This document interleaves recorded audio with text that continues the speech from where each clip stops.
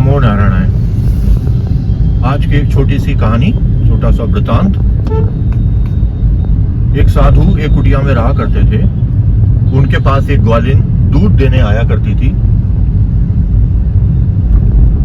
ग्वालिन साधु के रूप में बैठे उन महात्मा से बहुत स्नेह और प्रेम करती थी। पूर्ण समर्पण था, ईश्वर तुल्य समझकर और उनमें पूर्ण श्रद्धा के साथ विश्वास भी करती थी। उसने साधु से कहा कि भगवान, जब मैं यहाँ आती हूँ तो रास्ते में एक नदी पड़ती है और जब बरसात होती है तो नदी काफी ऊंची हो जाती है और उसमें बहुत ज्यादा पानी भर जाता है, जिस कारण से मुझे या तो विलंब होता है या फिर मैं उस दिन नहीं आ पाती हूँ। साधु ने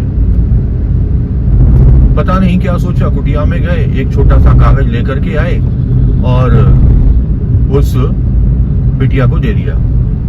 वो ग्वालिन वो लेकर के चली गई। ये घटना घटी, कुछ समय बीता, बरसात आई तो सुबह से ही बहुत रात्रि से बहुत तेज पानी बरस रहा था। तो जो नदी थी वो बहुत ऊपर तक भर गई थी, कोई भी व्यक्ति बिना नाव के पार नहीं कर सकता था। अभी तो मैं कहूंगा पार करना ही असंभव था। तो उस ग्वालिन ने ये विचार करते हुए कि महात्मा जी ने कहा था कि चिंता की कोई बात नहीं है, भगवान सब ठीक करेंगे, लो ये रखो। तो जो ये कागज दिया था तो उसने सोचा ये कुछ ऐसा मंत्र है जिससे मेरा कल्याण होगा और हो सकता है मैं नदी पार कर जाऊं। वो आई और साधु के पास दूध लेकर के जब पहुंची तो साधु बोले, अरे कल रात से तो बहुत घनघोर वर्षा हो रही है, तू यहाँ कैसे आई? तो उसने कहा, आपने जो मुझे पर्चा दिया था, बस मैंने आपका ध्यान किया और मैंने बस पैर रखा तो नदी पर मैं चलती चली आई। अब साधु बड़े आश्चर्य में बोले, मैंने तो ऐसा कुछ दिया नहीं था। उन्होंने कहा, अच्छा दिखा वो क्या है? तो उस ग्वालिन ने वो पर्चा साधु को दिया। साधु ने कुछ लिखा ही नहीं था, वो ऐसे ही पुड़िया बना करके उसको दे दिया। साधु बोले कि अरे, मेरे द्वारा दिए गए पर्चे में इतनी ताकत, और मैं तो स्वयं साधु हूं, मैंने तो इतना तप किया है, निश्चित ही रूप से मैं तो नदी को पार कर ही जाऊंगा।